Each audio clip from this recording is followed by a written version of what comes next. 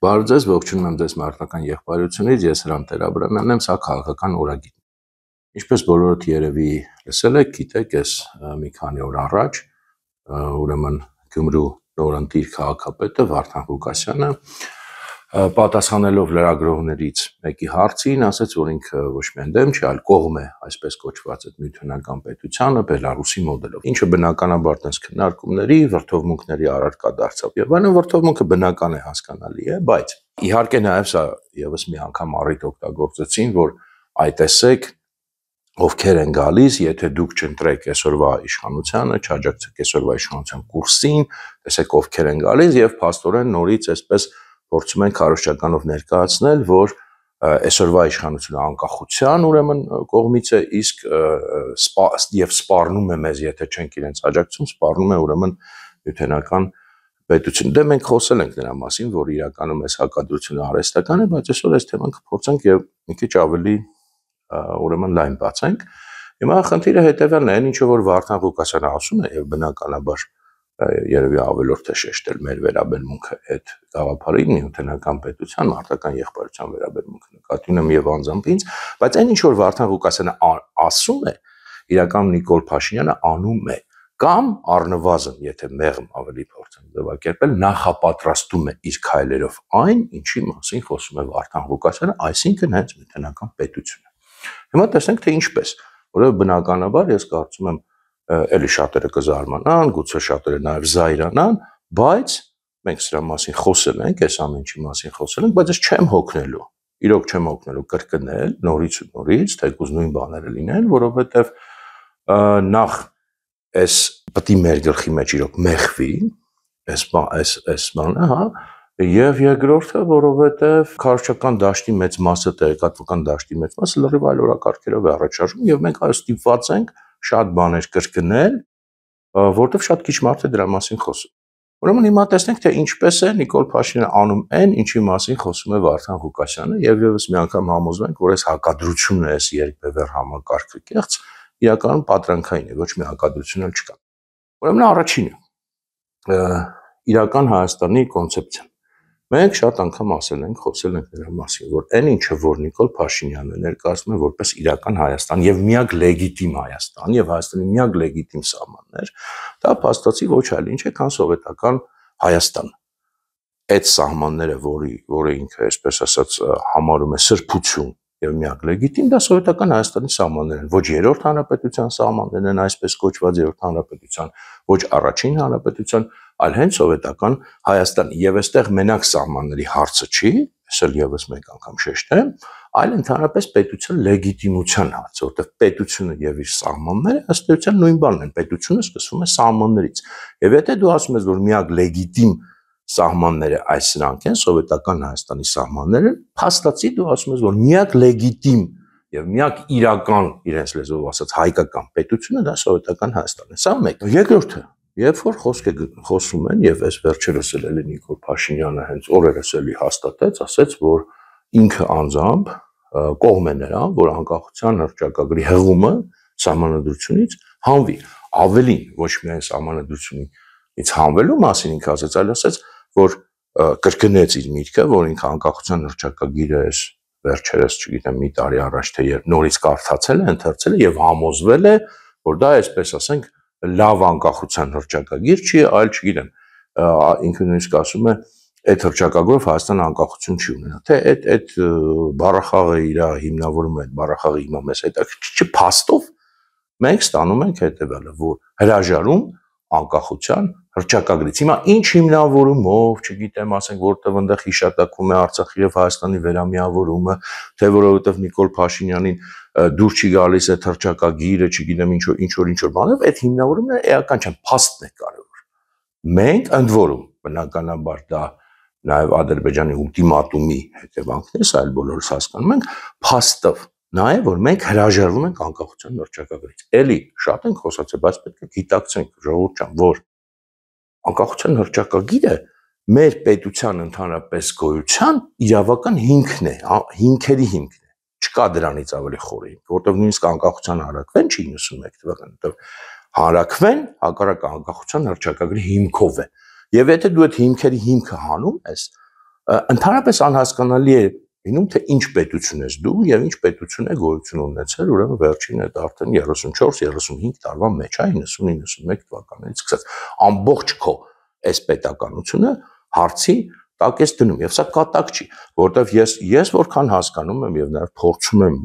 գտնել օրինակներ, չեմ գտնում օրինակներ, որ որևէ պետություն հրաժարվի իր անկախության հռչակագրից, որովհետև դա անհնար է։ Նոր անկախության հռչակագիր կամ պետությունը չի կարող նորից անկախություն ընդունել, չի կարող հռչակել, ասենք հիմա հրաժարվեցինք, նոր անկախություն հռչակեցինք։ Դա նշանակում է, որ այն պետությունը, որը գոյություն ուներ, ինքը ընդհանրապես լեգիտիմությունից զրկվում է եւ անհասկանալի ինչ է։ Եվ նորից նույն բանն է, տեսեք, առաջին կետով սովետական Հայաստանի սահմաններ, երկրորդ կետով անկախությունից հրաժարում, անկախության հռչակագրից հրաժարում, իրավական հիմքից հրաժարում, այսինքն նորից վերադարձ դեպի սովետական Հայաստան։ Սա փաստեր են։ Ինքը բնականաբար չեն ասում իրենք մենք ուզում ենք վերադառնալ սովետական Հայաստան, բայց սրանք փաստեր են եւ սրանք շատ ավելի ուժեղ են որպես փաստեր, քան նույնիսկ ինչ որ մեկի խոսքերը, որ ուղիղ տեքստով դա ասի, որովհետեւ սրանք գործողություններ են իրավական, նաեւ կոնկրետ շատ գործողություններ են եւ գաղափարական ձևակերպումներ են, որոնք փաստացի նշանակում են ինչ որ նշանակում են։ Երրորդը սրա մասին խոսել ենք։ Երբ որ ասում են Ղարաբաղյան շարժումից մենք պետք է հրաժարվենք։ Շատ մանրամասն էլի մենք կարծեմ նույնիսկ մի հաղորդում դրան նվիրեցինք, որ Ղարաբաղյան շարժում մեծ հաշվով որպես այդպեսին չի եղել է ընդամենը Պարիզբուն իմաստով Ղարաբաղյան ընդամենը մի 10 օր 88 թվականի փետրվարի 20-ից մինչև մարտի 1 եւ դրանից հետո այդ շարժումը, որը սկսվել է որպես Ղարաբաղյան, չնայած եթե մի քիչ էլ ճշգրտում անենք, սկսվել է որպես բնապահպանական իրականում, ուղղակի ավելի փոքր ծավալներով, այդ շարժումը, որը սկսվել է որպես Ղարաբաղյան, ինքը շատ արագ վերածվել է անկախության շարժման, թե ինչ պատճառներով սա ներկայացրել ենք, եւ Ղարաբաղյան հարցը, Արցախի հարցը արդեն այդ մեծ կոնտեքստի մեջ, անկախության կոնտեքստի մեջ հարցերից մեկն է, բայց ոչ միակն է եղել։ Դրանպես այդ անունն էլ Ղարաբաղյան շարժում, տենց ինքը պահպանվել է ավանդույթի ուժով, բայց մեծ հաշվով ինքը սխալ անվանում է, մենք դա պետք է կոչենք անկախության շարժում։ Որքան էլ հետո այդ անկախության շարժումը ինքը թերի, այսպես ասած, մնաց շատ իմաստներով, գաղափարական իմաստով եւ այլն, այդ շարժման առաջնորդները, երբ որ դարձան արդեն Հայաստանի ղեկավարներ հենց անկախության հարցում թերացան, դա արդեն այլ պատմություն է, բայց մենք դրա մասին չենք խոսում, մենք խոսում ենք, որ իրականում սա անկախության շարժում էր եւ Հայաստանի անկախությունը իր բովանդակությամբ, կառուցվածքով, ամեն ինչով, քաղաքական ավանդույթով ձևավորվել է այդ շարժումից, ոչ թե նույնիսկ ձևավորվել, այլ այդ շարժումը վերածվել է ըստ էության հայկական պետության։ Երբ որ մենք ասում ենք, մենք հրաժարվում ենք այդ շարժումից, նշանակում մենք հրաժարվում ենք անկախության շարժումից, այլ փաստ է, սա նույնիսկ իմ մեկնաբանությունը չի, որովհետև ես չեմ կարծում, որ ինչ որ մեկը կարողանա վիճարկել, որ այդ շարժումը իրոք Ղարաբաղյան շարժումից շատ արագ վերածվեց անկախության շարժման եւ դրեց անկախության հարցը։ Հիմա ինչ ենք ստանում արդյունքում, այս 3 կետով միայն։ Մենք այս 3 կետը չի, բայց եթե այս ամեն ինչից հրաժարվում ենք, 3 կետից մենք ինչ ենք ստանում, վերադառնում ենք 1987 թվական։ Որովհետեւ մենք հրաժարվում ենք ուրեմն սովետական Հայաստանի հետ սովետական Հայաստանի սահմաններից, այսինքն վերադառնում ենք 87 թվական մոտավորապես, մենք հրաժարվում ենք Ղարաբաղյան շարժումից, վերադառնում ենք 87 թվական, մենք հրաժարվում ենք անկախության հռչակագրից, վերադառնում ենք նախքան 90 թվականը, էլի պայմանական ասած 87 թվական, այսինքն դեպի սովետական Հայաստան։ Հիմա մեկին դուր է գալիս սովետական Հայաստանը, մյուսին դուրը չի գալիս, այդ ուրիշ հարց է։ Մենք էլի խոսում ենք փաստերից, վերադառնում ենք դեպի սովետական Հայաստան, այսինքն դեպի միութենական պետություն, սովետական միություն, այն ժամանակ կար եւ դա միութենական պետություն, դա տենց տարբերությունը նույն արմատն է, որոշակի այսպես ասած ածանցի տարբերություն։ Հիմա սա էլի եմ կրկնում, փաստերն են։ Սրան գումարում ենք։ Էլի խոսել ենք այս թեմայի շուրջ, այն գաղափարախոսությունը, որ այսօր ներկայացնում է, քարոզում է Նիկոլ Փաշինյանը, դա նեոբոլշևիկյան գաղափարախոսություն։ Մենք հիմնավորել ենք թե ինչու, խոսքը մարքսիզմի մասին չի, հիմնավորել ենք, որ դա այն գաղափարախոսությունն է, որով առաջնորդվում էին փաստացի վերաիմաստավորված ձևով այդ նույն գաղափարախոսությունը հայ բոլշևիկները 1920-ական 30-ական թվականներ, խոսքը այդ շրջանի սովետական Հայաստանի մասին է, որտեղ ասել ենք, որ որոշակի տարբերություն կա հետագայի մասին, բայց այդ գաղափարախոսությունն է եւ նաև խոսել ենք դրա մասին, ես ինքս սկզբում մտածում էի, որ դա պատահականություն է, բայց հետո տարբեր տեղերից, այսպես ասած, հաստատվող ինֆորմացիայով, էլի չեմ կարող 100% պնդել, բայց շատ մոտ է իրականությանը, կարծում եմ, այսպես են, որ ասում օդում կախված լուրերի համաձայն, դա ոչ թե պատահականություն է, այլ գիտակցված է եւ կան մարդիկ, կամ մարդ, չգիտեմ, մարդու անուն են տալիս, կարող է նույնիսկ ինչ որ մի հատ խումբ, որը պարզապես աշխատում է Նիկոլ Փաշինյանի հետ եւ իրեն, այսպես ասած, այդ գաղափարախոսությունը ներարկում է։ Եվ այդ մարդը, որի մասին որ խոսում եմ, ինքը ես ճանաչում եմ իրեն, շատ մեծ շփում չեմ ունեցել, ճանաչում եմ, բայց ինքը իրոք շատ կրթված անձնավորություն է, շատ պատրաստված, եւ ինքը միշտ է եղել ջատագովը, տարածողը, երկրպագուն այդ շրջանի հայ բոլշևիկների գաղափարախոսության, Աշոտ Հովհաննիսյանի հատկապես, այնտեղ չգիտեմ, այն մյուսների, էական չեն հիմա հանումները, եւ այդ մարդը ունի այդ ազդեցությունը եւ դա էլ եմ ասում պատահականություն չի եւ հենց այդպես չափազանցություն չի։ Մարքսիզմը հանած այն գաղափարներն են, որ հայ բոլշևիկները 20-ական 30-ականներին քարոզում են, էլի չեմ մանրամասնությամբ շատ մանրամասն սրա մասին խոսացել են, բովանդակությունն եմ ներկայացրել այդ գաղափարախոսության եւ այլն եւ այլն։ Սա մյուսը, այսինքն էլի այս կոնտեքստում եւ այստեղ իդեպ երբ որ այդպես բան ենք անում հեգնանքով ասում ենք, որ Գյումրիում կոմունիստական կուսակցությունը հաղթեց, իհարկե բոլորս հասկանում ենք, որտեղ կուսակցության խնդիրը չի, անձի խնդիրն է, բայց նաև սիմվոլիկ է դա, այստեղ մենք մյուս կողմում զուգահեռ տեսնում ենք այնտեղ կոմունիստական կուսակցությունը հաղթում անունով, բայց այդտեղ բովանդակությամբ հենց հայ բոլշևիկների գաղափարախոսությունը հենց ուղիղ աղբյուրից, կարելի ասել սկզբնաղբյուրից փոխանցվում է մեզ որպես այսօրվա Հայաստանի իբր նոր իրական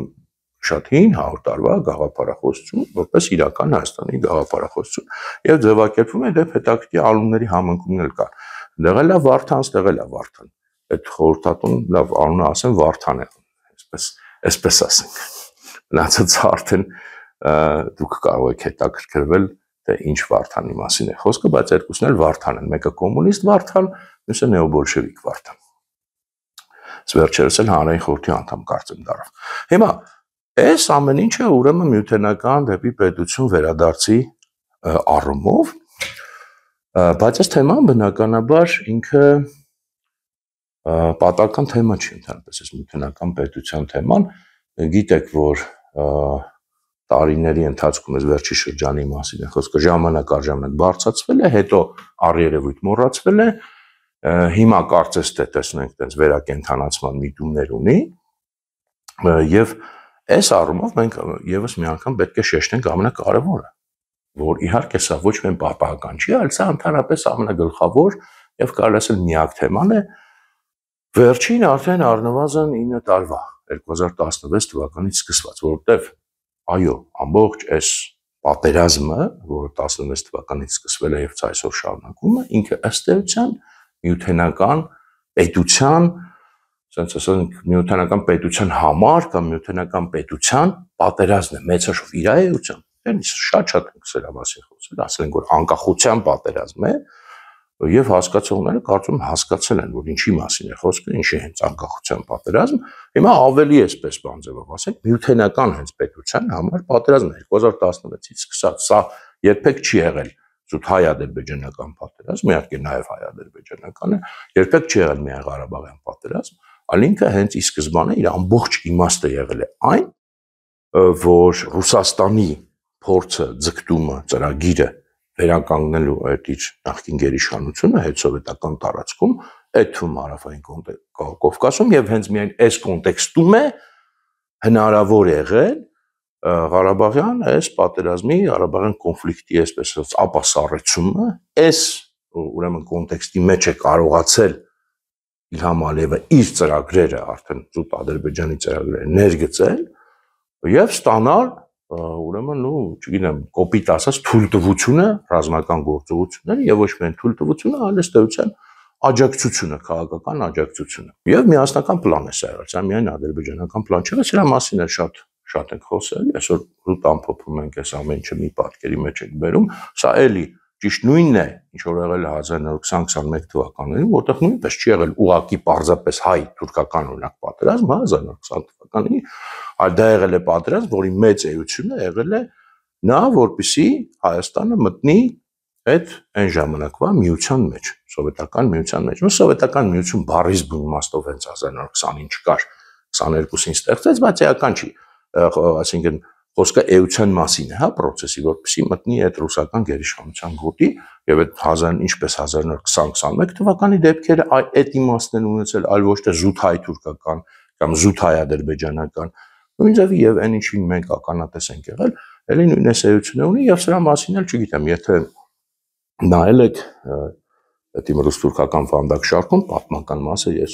շատ մանրամասն, նույնիսկ երևի չափից ավելի մանրամասն մարդկանց ինչ որտեղ նաև ցանցրացնելով մոտ 80 հաղորդում ամեն դեպքում մանրամասն փորձել եմ խոսալ, որպեսզի այս ամենը հիմնավորված լինի, որպեսզի մենք դրա միջոցով փորձենք այսօրը հասկանալ, շատ մարդիկ դա նայել են, բայց ցավոք սրտի ես զգում եմ, որ այդ նայածների մեջ նաև կան այնպիսիները, քիչ են, բայց կան, որոնք չեն հասկանում, որ այդ ամեն ինչի իմաստը այսօրն է, այսօրվա մասին ենք մենք փորձել խոսել, եւ եթե այսօր դուք չեք տեսնում, որ նույնն է եւ մտածում եք, որ ինչ որ ուրիշ բանի մասին է,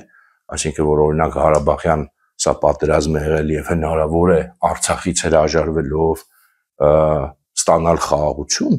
կամ մտածում եք, որ հնարավոր է, այսպես ասած, Ադրբեջանին անվերջ զիջումներ անելով այս մեծ ուրեմն ծրագրից ազատվել, ուրեմն դուք կներեք, բայց իրոք չեք հասկացել ինչի մասին է խոսքը։ Հենց ամբողջ իմաստը սա է, եւ հենց դրա համար էլ պատերազմը եւ թշնամանքը Հայաստանի դեմ շարունակվում է, որովհետեւ թեման պատերազմի շատ ավելին էր, քան այն ինչը որ մեզ ներկայացում է, եւ այդ թեման չի լուծվել դեռ։ Նպատակը դեռ չի լուծվել։ Այդ միութենական պետություն կլինի, թե անունը ինչ կդնեն, սա էական չի։ Չի լուծվել այդ խնդիրը եւ դրա համար մինչեւ հիմա շարունակվում է եւ շարունակում է ադրբեջանական բանակը, սա էլ է կարեւոր, մնալ գլխավոր գործիքը այս ուրեմն պրոյեկտի մեջ մեր դեմ շարունակում է մնալ գլխավոր գործիքը, դրա համար մեր ամբողջ ջանքը պետք է կենտրոնացած լինի այդ գործիքին, որպեսզի մենք կարողանանք հակազդել։ Հա, եւ այս նաեւ նյութենական պետության թեմային վերադառնալով, եթե կհիշեք 2022 թվականի մարտին, անգամ էլ ինքը sense մի պահ ակտուալ դարձավ Հայաստանում, այդ ժամանակ սկսեցին էլի տարբեր գործիչներ, sense իբր պատահական, լրագրողների հարցերից դրդված կամ չգիտեմ այլ բաներով, հանկարծ սկսեցին խոսել սրա մասին։ Դա 2022 թվականի մարտն էր, դա այն ժամանակ էր, երբ Ռուսաստանը հենց նոր էր մտել դեռ Ուկրաինա, եւ այն ժամանակ եւ ռուսների եւ բոլորի մոտ կար այն համոզումը, տպավորությունը, որ շատ արագ Ռուսաստանը կկարողանա այդ խնդիրը լուծել, այսինքն Ուկրաինան վերադարձնել ամբողջությամբ իր ազդեցության դաշտ, եւ բնականաբար դա նույն կոնտեքստի մեջ է, բարձր, հա, այդ մեծ, ասենք, նյութենական պետության կամ ինչ պետության վերականգնման կոնտեքստի մեջ էր այդ պատերազմը, հասկանել է, էլի դեպ ինչպես 1920 թվականին, այնտեղ ռուս-լեհական պատերազմ կար, որը նույնպես Ուկրաինայի տարածքում էր, եւ երբ որ այդտեղ հարցերը լուծեցին, նոր վերադարձան այստեղ վերջնական հարցերը լուծեցին այն ժամանակ էլ 100 տարի առաջ, 100 տարի նկատի ունեմ 1920-21-ին եւ այստեղ էլ այսպես ասած պատկերացումը նա էր, որ շատ արագ այնտեղ կլուծի իր հարցերը եւ գալու է արդեն այստեղ եւ այստեղ արդեն ուղիղ այդ հարցը դրվելու է այդ նյութենական պետության, դրա համար սկսեցին այստեղ հող նախապատրաստել, տարբեր գործիչներ, այսպես ասած հայկական ազգանուններով սկսեցին այս թեմայից խոսել եւ բացի այդ Ուկրաինա մտնելուց ուղիղ 2 օր առաջ փետրվարի 22-ին Բաքվում Ալիևը ստորագրեցին դաշնակցության մասին, հա, ռուս-ադրբեջանական ոնց է դա հայտարարություն էր դաշնակցության մասին, դաշինքի մասին, թե հռչակագիր էր այդպիսի ինչ որ անուն, որը նույնպես այս կոնտեքստի մեջ է, բայց հետո ինչպես գիտենք, պլանները խախտվեցին, ուկրաինական պատերազմը շատ երկար էր, այնքան երկար էր, որքան ոչ ոք չէր սպասում, եւ դրան զուգահեռ խոսակցությունները այստեղ էլ նյութենական պետության մասին դադարեցին, այսինքն այդ հանկարծ մարդիկ մոռացան այդ թեման, այդ թվում նրանք ովքեր բարձրացնում են, այսինքն այնտեղ այդ սեղմակը կամ ինչպես ասում են կնոպկեն անջատեցին եւ այստեղ դադարեցին խոսալ եւ իհարկե Հայաստանում շատերին թվաց որ վերջ թեման բրծավ ավարտվեց էլ չկա տես թեմա մոռացան էլի նորից ընկան այս նույն պատրանքի հետևից որ զիջենք Ադրբեջանին հասնենք խաղաղության եւ չգիտեմ դրանով ամեն ինչ կավարտվի բայց հիմա մեզ փաստացի նորից այդ թեման հիշեցնում են ես հիմա չգիտեմ որքանով դա համարենք պատահական թե օրինաչափ իհարկե արդեն դեպքերի զարգացումը ցույց կտա, բայց բացի հիշեցումից տեսնում ենք, որ դրան զուգահեռ համապատասխան քաղաքականություն է վարվում, էլի կարևոր չի գիտակցված թե չգիտակցված, որը հող է, շատ լավ հող է նախ պատրաստում, այդ նույն, ուրեմն արդեն միութենական պետության հռչակման։ Եվ իդեպ դրա համար է, որ էլի իհեճուկս Նիկոլ Փաշինյանի հայտարարության, որ պատերազմի որևէ հիմք չկա, պատճառ չկա, որովհետև Ադրբեջանի հետ իրենք, այսպես ասած, հարցերը լուծել են, չնայած իրականում Ադրբեջանի հետ չեն լուծել, որ գիտենք, որ Ադրբեջանը դեռ պայմաններ է դնում, բայց մեն սա չի խնդիրը։ Հիմքը կա, որովհետև պատերազմի բուն նպատակը, բուն էությունը դեռ չի լուծվել, իսկ պատերազմի բուն նպատակը էլի եւս մի անգամ արձանագրենք, միայն Ադրբեջանի հետ կապված չի, այլ սա է խնդիրը, միութենական պետությունը, եւ հենց այդ պատճառով պատերազմի հիմքերը շարունակում են մնալ, որտեղ այդտեղ են իրանք։ Հիմա այստեղից մի հատ էլ հարց է առաջ գալիս, էլի, երբ որ այսօրվա իշխանության կողմնակիցները կամ իրենց այդ նեղ շրջանակը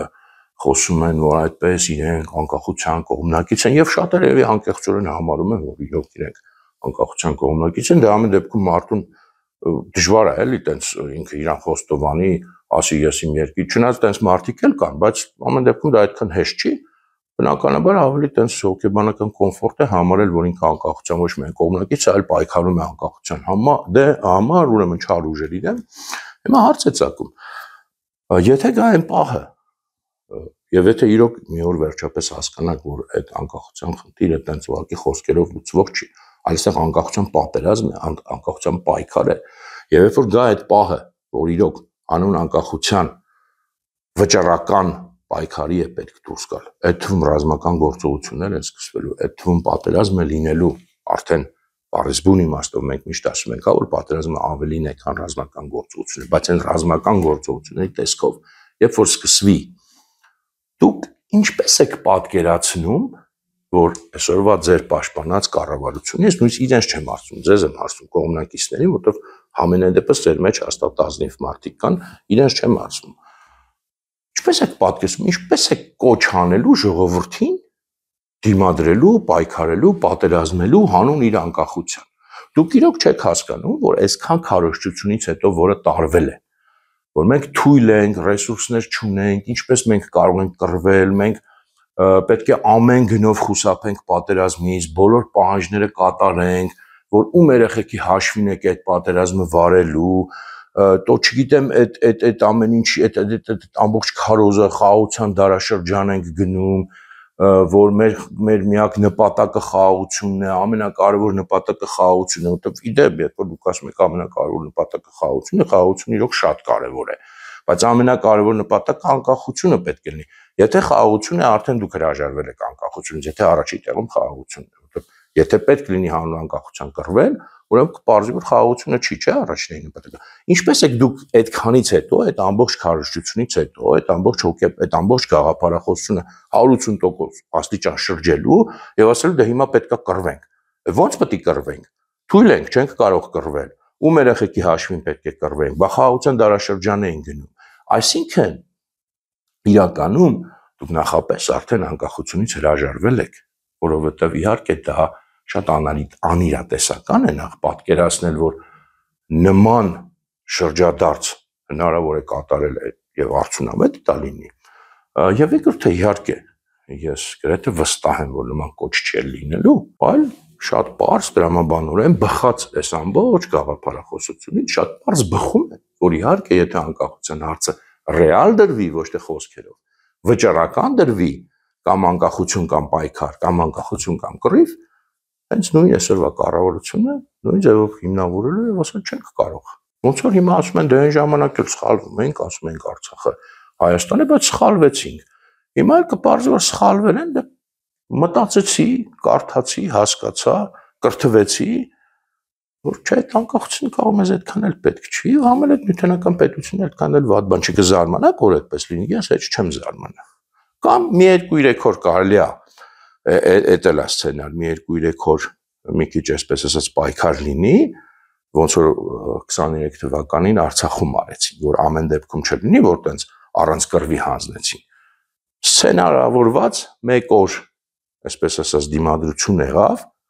Իհարկե զինվորները տեղում շատ-շատերը իրական դիմադրություն ցույց տվեցին, խոսքը դրա մասին չի, խոսքը այսպես ասած պետության քաղաքական ղեկավարության վերաբերմունքի մասին է եւ Հայաստանի եւ Լեռնային Ղարաբաղի, ինչքան էլ հիմա իրար տենց հակադրվեն ինչ որ արել են բոլորով միասին են արել եւ հետո որպեսի ասեն դե տեսը փորձեցինք կռվել չստացվեց։ Միգուցե այստեղ էլ տենց անեն, հիմա դա արդեն որքան էլ մի քիչ բան է հնչում ներփերանգային տարբերությունն է տվյալ դեպքում։ Ես ավելի ցավոք սրտի սկսում եմ մտածել, որ նույնիսկ այն մարդիկ, որոնք շատ ազնվորեն հիմա համարում են, որ իրենք պաշտպանում են այսօրվա այդ մեր կառավարության դիրքը, որտեղ իրենք անկախության կողմնակից են, ես հիմա նույնիսկ անկեղծ որ ասեմ, սկսել եմ կասկածել, որ իրենք էլ հենց որ այդ պահը գա, ասել հա չէ դե ոնց որ չի ստացվում այդ անկախությունը, որովհետև ես այնպես եմ սկսել հասկանալ մարդկանց, որտեղ ես առաջ մտածում եմ դե տրամաբանությունը չեն հասկանում, բացատրենք կհասկանան եւ այլն, մի քիչ այդ միամտությունը իմ մեջ էլ կար։ Ինչեւ հիմա լերի մի քիչ կա, էլի, բայց իրական մարդկանց ուղղակի կոմֆորտ է այդպես, որտեղ ոչինչ բան չի պահանջվում։ Ուղղակի դու ասում ես ես անկախության կողմնակից եմ, նույնիսկ անկախության համար մեռնեմ ես իմ անկախության համար, ցավը տալեմ ես իմ անկախության, բան քեզնից չի պահանջում։ Պաշտպանում եմ այս կառավարությանը, ինքը ճիշտ է, վատն է, բանը, բայց անկախության կողմից է, ես իրեն պաշտպանում, ոչինչ բան ավել չի պահանջում, ոչ տնից դուրս գաս, ոչ ինչ որ բան անես, ոչ մի գործողություն, ոչ մի ջանք։ Ասում ես անկախության կողմից, հետո գնում ես քո առօրյա սովորական գործերով զբաղվում ես։ Եվ կոմֆորտ է այդպես, ոչ թե այդքան բարդ է հասկանալ այսօրվա իրավիճակը, որտեղ ինչն է դրա բարդը, այսքան տարի անց ամեն շատ պարզ է խաղացում։ Այլ ուղղակի կոմֆորտ է եւ ես կներեք էտել եմ սկսել արդեն կասկածել, որ երբ որ պահը գա, ցավոք սրտի ձեզանից շատերը նույնպես այդ քայլը անելու են, այդ վերջի քայլը, ինչպես որ Արցախից հրաժարվեցիք իբր հանուն անկախության, այդպես էլ չեմ զարմանա, որ անկախությունից հրաժարվեք ու էլի հանուն անկախության, ինչու՞ ոչ։ Ամեն ինչ էլ հնարավոր է մարդկային հոգեբանություն ամեն ինչ կարող է բացատրի, եթե մարտիկ սեպտեմբերի 23-ը այդ Արցախի կորստի օրը որոշ մարդիկ հռչակում են Հայաստանի անկախացմանով, ես կարծում եմ, որ Հայաստանի անկախության կորստի օրն էլ այդ նույն մարդիկ կարող են եւ էլի չզարմանալ, հենց հանուն անկախության էլ կհրաժարվեն անկախությունից։ Անուն ինքնիշխանության նույնիսկ կարող է հրաժարվեն անկախությունից։ Այստեղ ես արդեն ոչինչ բանից չեմ զարմանա։ Ուզում եմ հիշեցնեմ նաեւ, որ դուք բոլորդ կարող եք մասնակցել մեր գործին, մասնակցել եւ աջակցել մեր գործին եւ հատկապես ուզում եմ շեշտեմ տվյալ դեպքում ուրեմն մի քանի այսպես հանգուցային կետ այդ մասնակցության առաջինը մեր YouTube ալիքը մենք վերաբացել ենք, գիտեք որ փակել են նախկին ալիքը եւ այսինքն չենք վերաբացել, նոր ալիք ենք բացել եւ շատ կխնդրեի գրանցվել այդ ալիքում, որտեղ նախորդ ալիքը մենք 0-ից ինչ որ մի կետի հասցրել ենք, հիմա նորից խնդիր կա 0-ից հասնել ինչ որ մի կետի ու բավականին դանդաղ է ընթանում, խնդրում եմ գրանցվեք ուղղակի, դա իսկականից մեզ շատ կարեւոր է ու պետք է։ Նաև ուզում եմ շեշտեմ, որ մեր Telegram-յան ալիքին նույնպես եթե ցանկություն կա մեզ հետևելու գրանցվեք, որտեղ դա ամենաապահովն է ամենայն դեպս, չգիտենք Facebook-ի հետ վաղ ինչ կլինի, ու կա Telegram-յան ալիքը, ու կա նաև կայքը, մարտական EM-ը, որտեղ իդեպ տեսանյութերը նույնպես տրվում են։ Եվ երրորդը մեր Patreon-ն է, շատ եմ խոսել նրա մասին, որ այս մեր համար կարևոր է, քանի որ Patreon-ում հնարավորություն կա պարբերական ներդրումների եւ այդ պարբերականությունը մեզ թույլ է տալիս մեր գործունեությունը պլանավորել եւ հատկապես այս մեր տեղեկատվական բլոկի հետ կապված ուրեմն ապահովել որոշակի առաջընթաց, պետք է փորձենք դա ապահովել, բայց դրա համար ամեն դեպքում նյութական ռեսուրս մեզ պետք է, նյութական բազա պետք է, իսկ դա մենք շատ տենց մեծ աղբյուրներ չունենք, դրա համար Patreon-ը այս դեպքում շատ կարեւորվում է այդ առումով։ Հիմա շարունակենք մեր զրույցը։ Այս հիմնականներ ինչ որ այսօր ուզում եմ ասել, հիմա մի հատ անցում եմ ուզում կատարեմ մի թեմայի, որից ենթադրում եմ ավելի մանրամասն կխոսենք կամ ես կխոսեմ կամ չգիտեմ մեր մարտական եղբայրությունից էլի կխոսան մարդիկ, որտեղ այս ամենի զուգահեռ ինչն է հետաքրքիր եւ ինչի եմ ես մտածում, որ հնարավոր է որ պատահական չի նորից այս թեմայի վերարտարծում ես միութենական պետության Էլի մոտ մի շաբաթ առաջ, հիմա ամսաթվով չեմ հիշում, ապրիլի ուրեմն առաջի 10-նորյակում Մոսկվայում ուրեմն Ռուսաստանի արտգործնախարար Լավրովը հանդիպում է ունեցել, ինչպես սենց է պաշտոնական ձևակերպման մեջ դրած եվրասիական պետությունների մի շարք դեսպանների հետ։ Տվյալ դեպքում հետսովետական երկրների դեսպանների հետ էր, այդ թվում Հայաստանի դեսպանն է մասնակցել, չնայած էլի կարծես պաշտոնականի մեջ նույնիսկ դեսպանների անունները նշված չէին, բայց ոչ պաշտոնապես հաստատվել է, որ Հայաստանի դեսպանն է մասնակցել, Ադրբեջանի դեսպանը եւ էլ այնտեղ Մոլդովա, Ուզբեկստան, չգիտեմ եւ այլն, եւ քննարկվել է, ուրեմն կամ ներկայացվել է Եվրասիական բլոկի գաղափարը։ Սա նոր բան է, սա այն ինչ որ մենք գիտենք Եվրասիական տնտեսական միությունը, ԵԱՏՄ։ Այդ նոր բան է, սա ավելի շուտ հիմնավորում են որպես անվտանգության նոր ուրեմն կառույց, պարզայելի հետսովետական տարածքը ինտեգրող, միավորող, անվտանգության կառույց, նոր պրոյեկտ է, այսպես էլ չարտերտավոր նորացված պրոյեկտ է ռուսական, հավանաբար նաև մանրամասներ շատ դեռ հայտնի չէ, դրա համար այսօր չեմ ուզում այդքան շատ դեռ խոսամ, որոշ մանրամասներ պետք է ճշտել, ենթադրաբար նաև քաղաքական եւ անվտանգային ինտեգրացիայի, հիմնական միտքը ինչպես իրենք ներկայացնում են, ուրեմն ռուսները, որ հիմնական միտքը պետք է լինի, որ արևմուտքի չմիջամտությունը եվրասիական տարածքի գործերին, ու հասկանալի է այս ինչ է նշանակում, եւ կարեւոր է այստեղ անպայման շեշտել, որ դա միանգամայն համահուն չէ Ադրբեջանի եւ պաշտոնական դիրքորոշմանը ամենօրյա ռեժիմով գրեթե հայտնվող եւ քարոզչությանը, որտեղ իրանց ամբողջ քարոզչությունը եւ պաշտոնական ուրեմն այդ խոսքը եթե հետևում եք Ելեմ ասում գրեթե ամենօրյա ռեժիմով, պնդում է, որ արևմուտքը Եվրոպան տվյալ դեպքում, որտեղ հիմա գիտեք Ամերիկան մի քիչ պարզ չի արևմուտքա, թե արևելքա, այսպես ասած խառնվել ամբողջը իրար, չմիջամտել է, իրենք ամեն օր ասում են, որ եթե եվրոպացիք չմիջամտեն, այստեղի գործերին մենակ ռեգիոնալ ուժերով մենք խնդիրները լուծենք, ապա ամեն ինչ շատ լավ կլինի, այդում Հայաստանի համար, Հայաստանի դարձնել են տանում այդտեղ,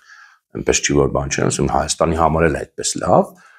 Եվ իրանք են ասում, ընդ որում գիտեք ինչն են ձևակերպում, ասում Հայաստանի իրական անկախության տեսակետից Ադրբեջանի քարոզչությունը այդ դրա մասին էլ հոգում, Հայաստանի իրական անկախության մասին էլ հոգում, բան չանեք, այսպես ասած, իրոք այդպես է, ասենք սա հեգնանք չի, հեգնանքա պարզը քարոզչությունն է, բայց իրանք այդպես պաշտոնապես ձևակերպում, իրանք դրա դառնել են տանում, որ Հայաստանը բա իրապես անկախ չլինի, հարևանն է մեր ի վերջո։ Ուրեմն եւ այս նույն գաղափարն է, ըստ էության դրա համար չզարմանաք, որ այստեղ Ադրբեջանը նույնպես իր մասնակցությունը ունի եւ նաեւ այս թեման էլի այս եվրասիական բլոկի թեման Լավրովը նույն հիշատակել է եւ խոսել է պատասխանելով լրագրողների հարցում այս Անտալիայում որ եղավ այդ բանը ֆորումը այդտեղ էլ մոտավորապես էլի նույն գաղափարախոսությամբ է ներկայացել անվտանգություն Եվրոպայի չմիջամտել եվրասիական տարածքի եւ այլն Դուգինա Ալեքսանդր նույնպես այս վերջերս այդ թեմայով խոսել են, նույնիսկ երկրների արդեն ցուցակներ է, այսպես ասած, ու հրապարակել կամ ներկայացնել, թե ովքեր պետք է լինեն, ու կանխատեսելի ցուցակ է, իհարկե սովետական երկրներ են, դրանց մեջ նաև Հայաստանն է բնականաբար, շեշտել է Վրաստանի դերը, որ Վրաստանը կարծես թե վերջերս, այսպես ասած, իրենց պատկերացմամբ իրենց լեզվով ասած ճիշտ ուղու վրա է գալիս եւ այդ կոնտեքստում Աբխազիայի եւ Օսիայի հարցերը կարող են, այսպես ասած, էլի լուծվել այնպես ինչպես որ Վրաստանին էլ կարող է դուր գար, այդպես են ակնարկում եւ իդե Վրաստանի վարչապետն էլ վերջերս խոսել էր, որ եթե մենք համբերատար լինենք Աբխազիայի եւ Օսիայի հարցերը կլուծվեն եւ եթե Վրաստանը հիշատակեցի ասեմ նաեւ որ Իլհամ Ալիևն է վերջերս Վրաստանի պաշտպանության տակ վերցրել, որ այս ինչ բան է չափազանց ինքը անթույլատրելի է գնահատել եվրոպական ուրեմն կառույցների միջամտությունը Վրաստանի ներքին գործերին, որի համար Վրաստանի պատգամավորներից մեկը իշխող կուսակցության տենց շնորհակալություն է իրեն հայտնել Ալիևին։ Այս իդեպ հետաքրքիր է, որտեղ Ալիևը նաև Վրաստանի նկատմամբ, այսպես ասած, հովանավորչական դիրք է ցուցաբերում, որպես ինքը, քանի որ ինքը պատկերացնում է իրեն որպես հարավային Կովկասում, այսպես ասած, գերիշխուժ, այդտում Վրաստանի նկատմամբ թեկուզ այսպես ասած բարի իմաստով, հովանավորչական իմաստով, այս էլ շեշտում է, որտեղ մենք շատ ենք խոսել, որ Ադրբեջանի նպատակը քաղաքական ձևակերպած դա է գերիշխող լինել, ոչ թե խաղաղություն, ինչ որ ոնց որ բան մեր մոտ ներկայացնում են։ Մի խոսքով, սա Դուգինի բաներ եւ Դուգինը Ադրբեջանի անունն էլ է տալիս, չնայած ոնց որ հիմնական ցանկից մի քիչ դուրս։ Համենայն դեպս, սա շատ կարևոր ու նոր բան է, արդեն ավելի մի քիչ մանրամասն պետք է վերլուծել, նայել, համադրել, նաև պետք է ուկրաինական դեպքերի հետ համադրված այս ամեն ինչը ներկայացնել միջազգային իրավիճակի մեջ, եւ կարծում եմ, որ հենց այս մանավանդ որ Ռուսաստանում էլ այս ուրեմն եվրասիական թեման վերանորոգվում է, նոր թափ է ստանում, պետք է այս նաև տեսանկյունից նայել մեր ներքին զարգացումներին եւ հասկանալ, թե դեպի ուր ենք գնում։ Այսօր այսքանը, շնորհակալություն, կհանդիպենք մյուս անգամ։